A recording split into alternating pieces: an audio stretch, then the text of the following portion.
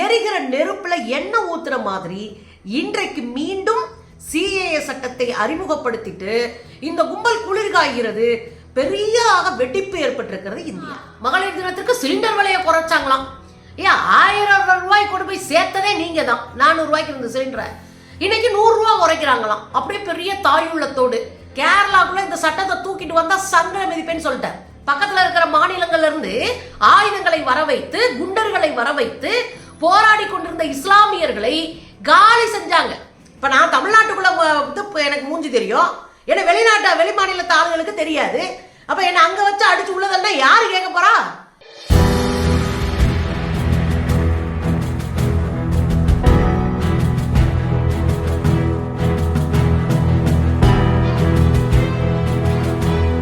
வணக்கம் தோழர்களே. இந்தியா பற்றி எரிந்து கொண்டிருக்கிறது. இந்திய மக்கள் மன உளைச்சலுக்கு உட்படுத்தப்பட்டிருக்கிறார்கள். வடகிழக்கு மாநிலங்கள் ஏற்கனவே கலவர பூமியாக மாற்றப்பட்டிருக்கிறது காவிகளால். எரிகிற நெருப்புல எண்ணெய் ஊத்துற மாதிரி இன்றைக்கு மீண்டும் சிஏஏ சட்டத்தை அறிமுகப்படுத்திட்டு இந்த கும்பல் குளிர்காய்கிறது. பெரிய வெடிப்பு ஏற்பட்டிருக்கிறது இந்தியா. அதுல குறிப்பா அஸ்ஸாம் மாநிலத்துல நேற்று முழு கடையடைப்பு நடந்திருக்கு. மக்கள் முழுசா கடை அடைச்சிட்டு தங்களுடைய எதிர்ப்பை மொத்தமா காட்டி இருக்கிறாங்க. அஸ்ஸாம் மாநிலத்துல வடகிழக்கு மாநிலங்கள்ல பற்றி எரிந்து கொண்டிருக்கிறது. கொஞ்சம் கொஞ்சமா பரவிட்டு இருக்கு இது போராட்டம். இது இன்னைக்கு நேற்று நடத்தின போராட்டம் இல்லைங்க. நாம 3 ஆண்டுகளுக்கு முன்பு தமிழ்நாடு முழுவதும் கிட்டத்தட்ட 3 மாதங்கள் தொடர் போராட்டத்தில் நம்ம இருந்திருக்கோம். மிகப்பெரிய எதிர்ப்பை இந்தியா முழுவதும் காட்டி இருக்கிறார்கள் மக்கள். அதுல இஸ்லாமியர்களுக்கு தான் பாதிப்பு என்கிற போன்ற ஒரு கதையை கட்டி வருகிறார்கள் காவிகள். இஸ்லாமியர்கள் தான் பாதிப்பு, மற்ற யாருக்கும் பாதிப்பு கிடையாது. அதுவும் உள்நாட்டில் இருக்கிற இஸ்லாமியர்களுக்கு பாதிப்பே கிடையாது. அப்புறம் ஏன் அவங்க போராடுறாங்க என்பது போன்ற பொய்யான பிரச்சாரத்தை தொடர்ந்து காவிகள் செய்து கொண்டிருந்தார்கள். எனக்கு தெரிஞ்சுங்க, ஒரு 3 மாசம் முழுக்க நான் தெருவில் தான் தெரிஞ்சுக்கிட்டு இருந்தேன். போராட்டம் போராட்டம் போராட்டம் போராட்டம் போயிட்டு இருந்தோம். நான் மட்டும் கிடையாது, அண்ணன் திருமா அவர்கள், திருமுருகன் காந்தி அவர்கள், வேல்முருகன் அவர்கள், இப்படின்னு பெரிய தலைவர்கள் எல்லோரும் தெருவில் தான் இருந்தாங்க. 3 மாத காலம் தொடர்ந்து போராட்டங்களிலே நாம் இருந்தோம். அவ்வளவு போராடியும் மீண்டும் இந்த சட்டத்தை அமல்படுத்த முடியும்னா இது காவி கொழுப்பு என்று சொல்லுவேன். தடித்தனம், தண்டித்தனம். இதுக்கு பேரு சொந்த நாட்டு மக்களை கேவலப்படுத்தி அசிங்கப்படுத்தி ஓரங்கட்டுறதுக்கு பேரு அரசியல் இல்லை. இது ஒரு சர்வாதிகாரம். ஜனநாயக நாட்டுக்குள்ள சர்வாதிகாரம் வென்றதா சரித்திரமே இல்லை. இந்த ஒரு வாரமாவே நீங்க பார்த்தீங்கன்னா உங்களுக்கு நல்லா தெரிஞ்சிருக்குங்க. புத்தி குழப்பி அலையுது இந்த காவி கும்பல். என்னடா செய்யலான்னு ஏதோ ஒண்ணு போட்டு குழப்பிக்கிட்டு இருக்கு இந்த காவி கும்பல். முதல்ல பாத்தீங்க அப்படின்னா மகளிர் தினத்திற்கு சிலிண்டர் விலையை குறைச்சாங்களாம். ஏன் 1000 ரூபாய் கொண்டு போய் சேர்த்ததே நீங்க தான். 400 ரூபாய்க்கு இருந்த சிலிண்டரை இன்னைக்கு 100 ரூபாய் குறைக்கிறாங்களாம். அப்படியே பெரிய தாயுள்ளத்தோடு. இந்த கதையெல்லாம் வேற ஆள்கிட்ட வச்சுக்கோங்க. 2வது என்ன பண்ணாங்க, தேர்தல் ஆணையர் ஒருத்தர் ரிசைன் பண்ணிட்டு தலைதறிக்க ஓடுறாரு ஒரு பக்கம். 3வது என்ன பண்ணாங்க, தேர்தல் பத்திரத்தை ரத்து செய்த உச்ச நீதிமன்றத்தில் போய் இங்க இருக்கிற ஸ்டேட் பேங்க் ஆஃப் இந்தியா எங்களுக்கு அடுத்து ஒரு 3 மாசத்துக்கு டைம் கொடுங்க, ஜூன் 30ஆம் தேதி வரைக்கும் நாங்க இந்த ப்ராசஸ்ல இந்த தகவல்லாம் தொகுக்கணும் அப்படின்னு உருட்டி விட்டு ஓங்கி மிதி வாங்கிட்டு ஓடிச்சு. அதையும் நீங்க பார்த்திருப்பீங்க. இதெல்லாம் சமாளிக்க முடியாம சிஏஏ சட்டத்தை நாங்கள் அமல்படுத்துகிறோம் அப்படின்னு உள்ள விட்டுருச்சுங்க. எல்லாத்தையும் மறக்கடிக்கிறாங்களாம். சிஏஏ சட்டம்னா நம்ம அதை நோக்கி ஓடிடுவோம், அதை நோக்கி போராட ஆரம்பிச்சுவோம் அப்படின்ற திமிருத்தனத்துல செஞ்ச ஒரு வேலை. இப்ப என்ன பேசிட்டு இருக்க காவிகள் எல்லாம், எல்லா உலகமே வரவேற்கிறது, இந்தியர்கள் கொண்டாடி கொண்டிருக்கிறார்கள் அப்படின்னு ஒரு பொய் தகவலை பரப்பிட்டு இருக்கு. யாரு கொண்டாடுறா? இந்தியாவில் யாருக்குமே பாதிப்பு இல்லைன்னு யார் சொன்னா? முதல்ல சிஏஏ சட்டம் இருக்குல்லங்க, இந்த சட்டத்துல இஸ்லாமியர்கள் அண்டை நாடுகளில் பாதிக்கப்பட்டா உள்ள வரக்கூடாது, வந்தாலும் அவர்களுக்கு குடியுரிமை கிடையாது. அதே மாதிரி ஈழத்தில் இருக்கிற தமிழர்கள் இந்தியாவுக்குள்ள வந்தா அவங்களுக்கு குடியுரிமை கிடையாது. இது எவ்வளவு பெரிய அயோக்கியத்தனம், இது எவ்வளவு பெரிய கேடுகட்டத்தனம். அப்ப இதை நம்ம பேசவே மாட்டோமா? பேசக்கூடாதா? நம்ம என்ன பேசுறது இந்த காவி கும்பல்? நான் ரொம்ப சிம்பிளா கேக்குறேங்க. நீங்க எல்லாம் மனுஷங்க, எல்லாரும் குடும்பம் குட்டி புள்ள பேரம்பேத்தியோட இருக்கிறோம். ஒரு கேள்வி கேட்கிறேன். யாரோ ஒருத்தர் அடிபட்டு தவிச்சு போய் நின்னா தண்ணி தர மாட்டோமா? சோறு போட மாட்டோமா? அடைக்கலம் கொடுக்க மாட்டோமா? பாதிக்கப்பட்டவங்க பக்கம் நிக்க மாட்டோமா? இது இயல்பா மனிதர்களுக்கு இருக்கிறதானுங்க. ஆனா நான் யார் வந்தாலும் ஏத்துக்குவேன், ஆனா முஸ்லீம்களும் தமிழர்களும் வந்தா ஏத்துக்க மாட்டேன்ட்டு இங்க நாங்க தமிழை உயர்த்தி பிடிக்கிறோம், நாங்க திருக்குறள்ல பேசுறோம், நாங்க ஔவையார பேசுவோம், நாங்க சங்க இலக்கியத்தை பேசுவோம்னு உருட்டுனா எங்கெல்லாம் காதுல பூ வச்சவங்க நினைச்சிட்டு இருக்கீங்களா? காதுல பூ வச்சுட்டு உட்காந்துருக்குன்னு நினைச்சிட்டு இருக்க அந்த காவி கும்பல, இந்த மோடி கும்பல. வடக்க யாழ்ப்பாணத்துல உங்களுக்கு பிரச்சனை இருக்குன்னு சொல்றீங்க. இங்க மலையக தமிழர்கள் வேறையா இருக்கிறாங்க. அதே மாதிரி அங்க தலைநகரங்கள்ல வாழக்கூடிய தமிழர்கள் வேறையா இருக்கிறாங்க. அங்க இருக்கிற இஸ்லாமிய தமிழர்கள் வேறையா இருக்கிறாங்க. நீ எதை வச்சு சொல்ற சொல்லு? யார வரக்கூடாதுன்னு சொல்ற சொல்லு. அப்போ இது எவ்வளவு பெரிய இன அழிப்பு வேலையை இந்த கும்பல் கூச்சம் இல்லாம செஞ்சுட்டு இருக்கு. இப்படி எல்லாரும் தஞ்சம் புகுந்தவன ஊருக்கு அனுப்புனா, இந்தியாவில இருந்து வெளிநாட்டுல போய் நான் பெரிய மொக்கனு அமெரிக்காவிலையும் லண்டன்லயும் போய் உட்காந்துட்டு RSSக்கு சட்டி சுரண்டிட்டு இருக்காங்கல்ல, அந்த கும்பல்லாம் பேக்கப் பண்ணி ஊருக்கு அனுப்புனா எப்படி இருக்குன்னு சொல்லுங்க. கூச்ச நாச்சம் இல்லாம இந்த சொல்லிட்டு இருக்குங்க. ஆனா தமிழ்நாட்டுக்குள்ள உங்க பருப்பு வேகாது அப்படின்னு முதலமைச்சர் ஸ்டாலின் அவர்கள் சொல்லியிருக்கிறார். முதலமைச்சர் ஸ்டாலின் என்ன சொல்லியிருக்காரு? இது அரசியல் சாசன சட்டத்திற்கு விரோதமானது, எனவே இந்த சட்டத்தை தமிழ்நாட்டுக்குள்ள நாங்கள் அமல்படுத்த விட மாட்டோம். அதே தான் பினராயி விஜயன் தான் சொல்றாரு. அவர் முதல்ல மாட்டோம்னு சொன்னது பினராயி விஜயன் தான். அவர் என்ன சொன்னாரு? கேரளாக்குள்ள இந்த சட்டத்தை தூக்கிட்டு வந்தா சங்கட மிதிப்பேன்னு சொல்லிட்டார். அப்ப தெளிவா இருக்கா? தென் மாநிலங்கள் தெளிவா இருக்கு. காங்கிரஸ் கடுமையான எதிர்ப்பை செய்கிறார்கள். இடதுசாரி கட்சி, கம்யூனிஸ்ட் கட்சி தலைவர்கள் எல்லோரும் கடும் கோபத்தோடு இருக்கிறார்கள். ஒரு பக்கம் திரிணாமுல் காங்கிரஸ், இன்னொரு ஆம் ஆத்மி பார்ட்டின்னு எல்லா பார்ட்டிகளும் எல்லா கட்சிகளும் கடுமையான எதிர்ப்பை தெரிவித்திருக்கிறார்கள். என்ன வேலையை பார்த்துட்டு இருக்கீங்க இந்தியாவுக்குள்ள? யார் உங்களுக்கு இவ்வளவு தைரியத்தையும் தெனாவட்டையும் கொடுத்ததுன்னு கடுமையாக களத்திலே நிற்கிறார்கள். ஏற்கனவே உங்களுக்கு தெரியும், இந்தியா முழுதும் மாணவர்கள், இளைஞர்கள், பெண்கள் ஜாகின் பாக் என்று உட்கார்ந்த நம்ம டெல்லியில ஜாகின் பாக்ல உட்கார்ந்தவங்களை துப்பாக்கியால மிரட்டினது இந்த காவி கும்பல். இந்த ஜாகின் பாக் போராட்டத்தை நிலைகுலைய செய்ய வேண்டும் என்று 53 பேரை கொன்றவர்கள் காவிகள். இதே டெல்லியில பக்கத்துல இருக்கிற மாநிலங்கள்ல இருந்து ஆயுதங்களை வர வைத்து, குண்டர்களை வர வைத்து போராடி கொண்டிருந்த இஸ்லாமியர்களை காலி செஞ்சாங்க. யாரு? இந்த பிஜேபி கும்பல்.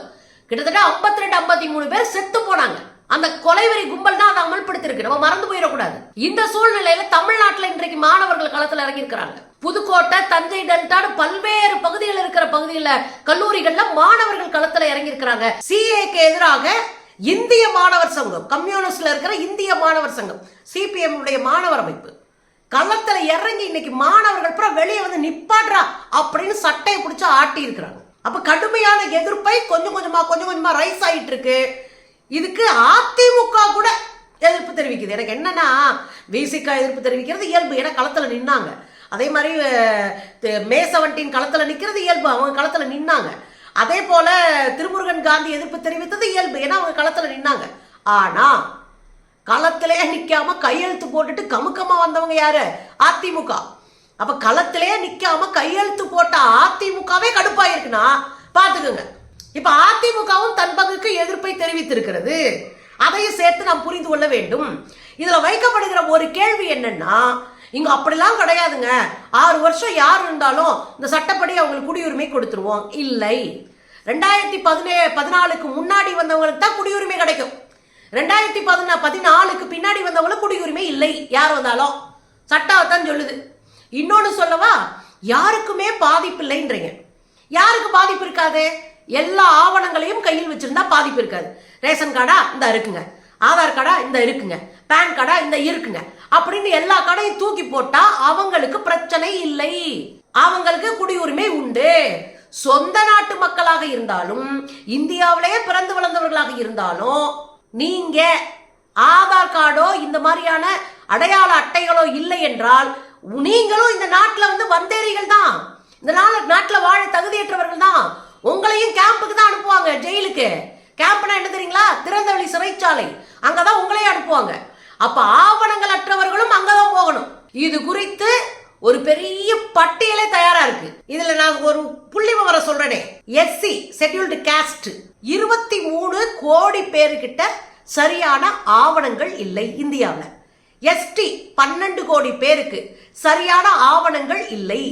இது எல்லாத்துலயும் பெண்கள் கிட்ட ஆவணமே கிடையாது. அப்ப பெண்களும் குழந்தைகள் தான் பெரிய அளவுல போய் ஜெயில உட்கார போறோம். அதுக்கப்புறம் நீங்க பாத்தீங்கன்னா பிற்படுத்தப்பட்டவர்கள், மிகவும் பிற்படுத்தப்பட்டவர்கள், ஓபிசில 55 கோடி பேருக்கு ஆவணங்கள் இல்லை. ஏதாவது ஒரு ஆவணம் மிஸ் ஆயிருது. பெரும்பாலும் பெண்களுக்கு ஆவணங்கள் இல்லை. சமூகத்துக்குள்ள செயல்பட்டு கொண்டிருக்கிற பல்வேறு அமைப்புகளும் இந்த புள்ளி விவரங்களை திரட்டி சொல்லுகிறது. இதுல நாடோடிகளா இருக்கிறாங்கன்னு வச்சுக்கோங்க, நரிக்குறவ சமூகத்தை சேர்ந்தவர்கள். இது வரைக்கும் அவங்களுக்கு எந்த அடையாள அட்டையும் கிடையாது. தமிழ்நாட்டில் தான் இப்ப சாதி சான்றிதழ் எல்லாம் கொடுத்துட்டு இருக்கோம். இது எதுவுமே இல்லாத நாடோடிகளாக இருக்கிற மக்களுக்கு என்ன அடையாளம் இருக்கும்? அப்ப சொந்த நாட்டுல அவன அடிமை தானே, அவன அகதி தானே.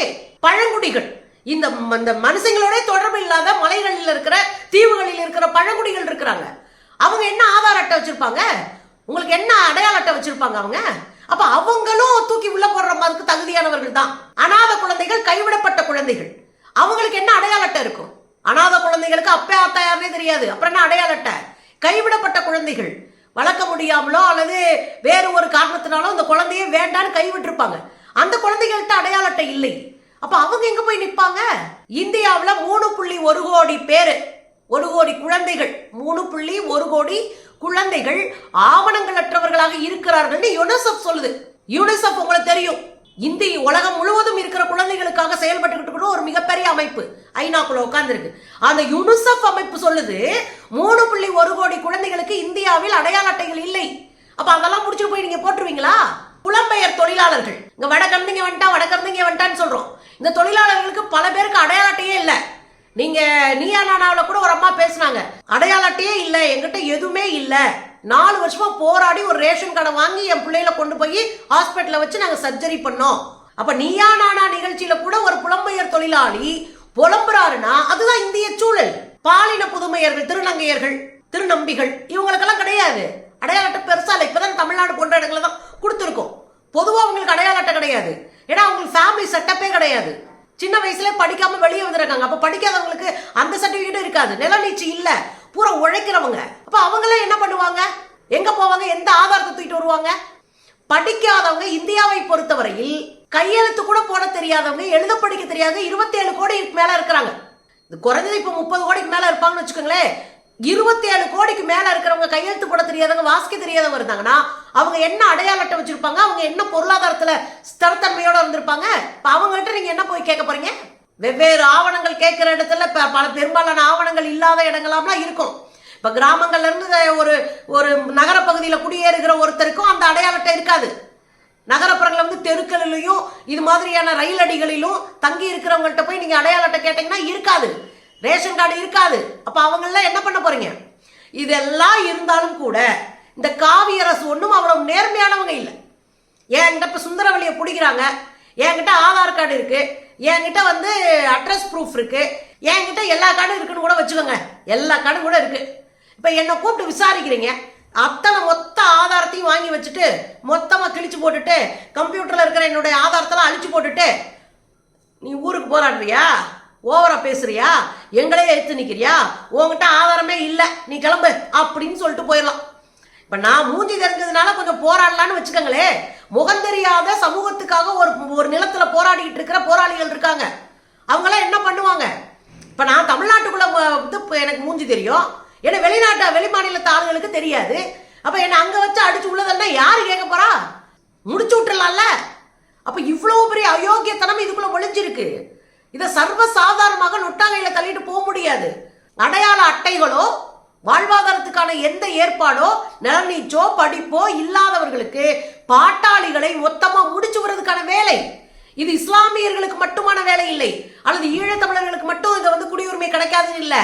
இந்தியாவுக்குள்ள இருந்துகிட்டே ஆதாரத்தை காட்ட முடியலன்னா முடிச்சு விட்டுருவானுங்கன்னு அர்த்தம். இதை தெளிவா நம்ம புரிஞ்சுக்கணும். இந்த இடத்துல நின்றுதான் நான் கேட்கிறேன், இது இந்திய அரசியல் சாசன சட்டத்திற்கு எதிரானது, உழைக்கிற வர்க்கத்திற்கு எதிரானது, பெண்களுக்கும் குழந்தைகளுக்கும் எதிரானது, இது ஈழத் தமிழர்களுக்கு எதிரானது, இஸ்லாமியர்களுக்கு எதிரானது.